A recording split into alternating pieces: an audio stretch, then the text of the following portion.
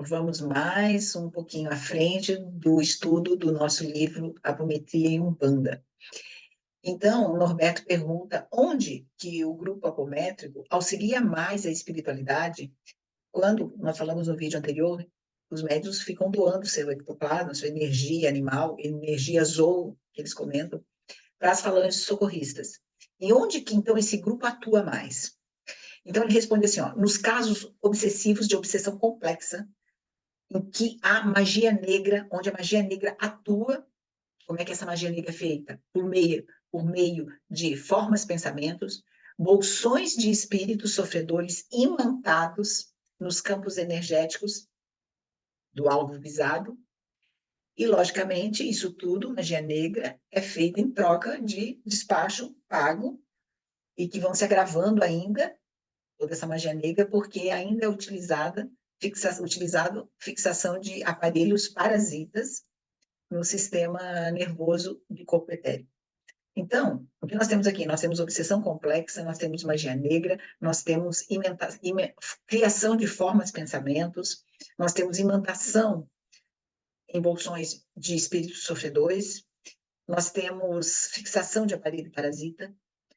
Tudo isso, o grupo apométrico pode auxiliar a espiritualidade na solução desses problemas.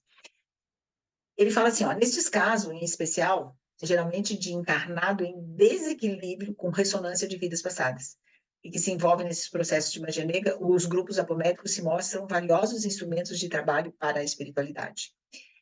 E é perguntado se o roteiro de técnicas e leis apométricas não tiram a espontaneidade do encaminhador, não tiram, ou seja, você tem um roteiro para você fazer o encaminhamento, o atendimento daqueles espíritos, daquelas entidades, e esse roteiro, se esse roteiro não tiraria a espontaneidade, se o encaminhador não vai ficar condicionado na hora de fazer esse atendimento. E aí Ramatiz responde da seguinte forma: os comandos verbais e os roteiros de técnicas e leis apométricas são como um plano de viagem, com notáveis e comprovados casos de cura. Por quê? Quem estuda apometria sabe que nós temos as leis apométricas e nós temos as técnicas de apometria.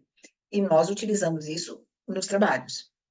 Entretanto, ele fala que essas leis e essas técnicas, elas vão servir como se fosse um plano de viagem, ou seja, para nos dar segurança no momento de estar fazendo aquele atendimento, de como agir. Na apometria, não se admite egos individuais se sobrepondo ao eu crístico coletivo. Nenhuma mediunidade é melhor do que outra, e nenhum médium é mais médium do que ninguém.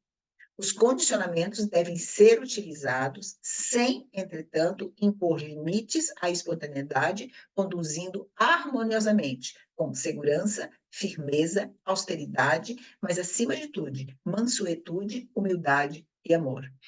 Então, vamos só conversar um pouquinho sobre isso aqui, porque quando nós estamos fazendo o atendimento, nós temos os médios de manifestação e nós temos os médios encaminhadores. Por quê?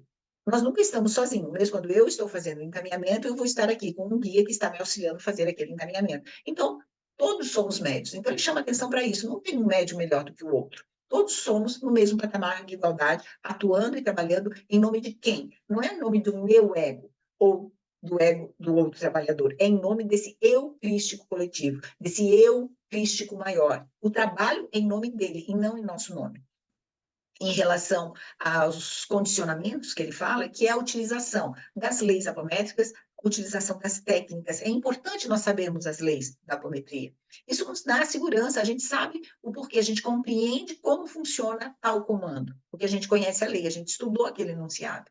E a técnica, ela auxilia por quê? Porque nos dá segurança no momento do encaminhamento. Entretanto, nada disso substitui. Então, quando ele fala ali, ó, você tem que ter segurança, você tem que ter firmeza, você tem que ser austero, né? Mas ele fala uma coisa muito importante, acima de tudo, e é o que nós falamos aqui e o que a gente utiliza, e não cansa de falar, acima de tudo, se você não souber técnica nenhuma, se você não souber lei nenhuma, mas se você tiver amor na condução, você vai conseguir um resultado.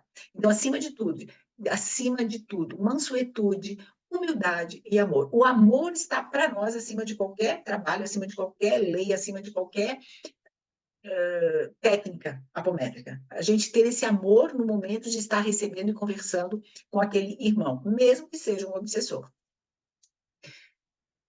Norberto faz o seguinte questionamento para Ramatiz. Basta somente um pensamento educado, né, um pensamento estruturado, vamos dizer assim, o ato volitivo e contagem de pulsos magnéticos. Então, ele colocou 3 questões. E se eu tiver um pensamento educado, esse ato volitivo e a contagem de pulsos magnéticos, para em segundos desmanchar bases de organizações trevosas do umbral inferior e socorrer bolsões de espíritos sofredores, então basta isso para eu fazer isso tudo? E aí Ramatiz responde assim: o somente, a seu ver, pode ser o quantum de energia suficiente para a realização de incursões de envergadura de batalhas. Então, quando o Norberto fala assim, ó, basta somente eu pensar, eu fazer os comandos dos pulsos, eu fazer o comando de voz para eu desmantelar uma base maléfica, e aí Ramatiz meio que, né, dá esse alerta. O somente é a seu ver, porque um quantum de energia é suficiente para realizar incursões de envergadura do tamanho de batalhas.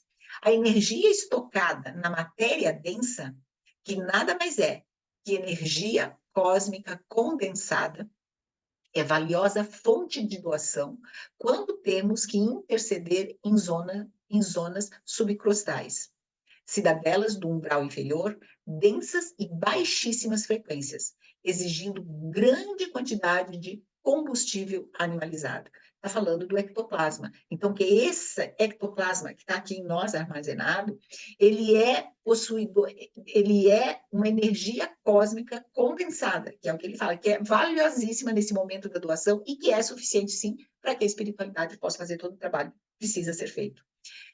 Aliando a criação dos campos de força, capacidade mental, facilidade dos encarnados entrarem em sintonia com estes sítios, essas bases maléficas, para os benfeitores é dificultoso isso.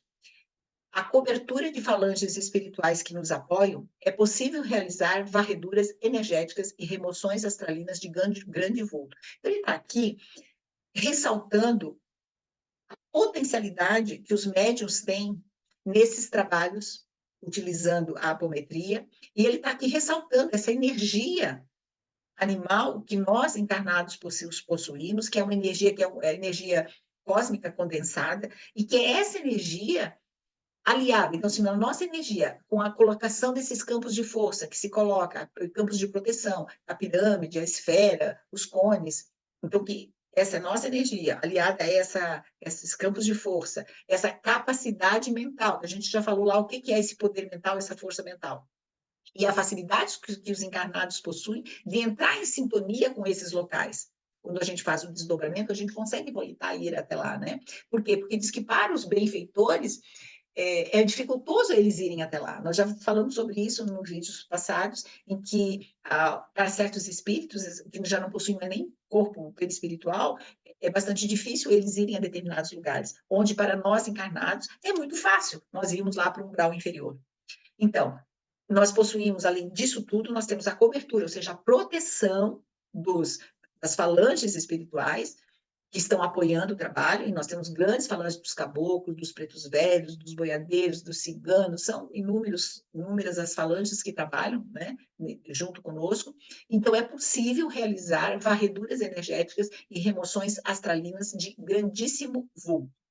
E para finalizar o vídeo de hoje, o estudo de hoje, né, ele pergunta assim, explique para nós o que é uma base de organização trevosa, que nós estamos falando, que nós vamos lá, que nós desmantelamos essas bases maléficas, o que é essa base de organização trevosa? E eu acho que isso é uma resposta que eu acho que não vai ser surpresa para ninguém, nós já sabemos, né? Uma organização especializada no mal, onde se assentam seus equipamentos tecnológicos, que possuem muitos e bem avançados, tecnologicamente falando, centros de pesquisas, reservatórios ectoplásmicos vampirizados e também as suas armas. Então, base de organização trevosa compõe isso tudo.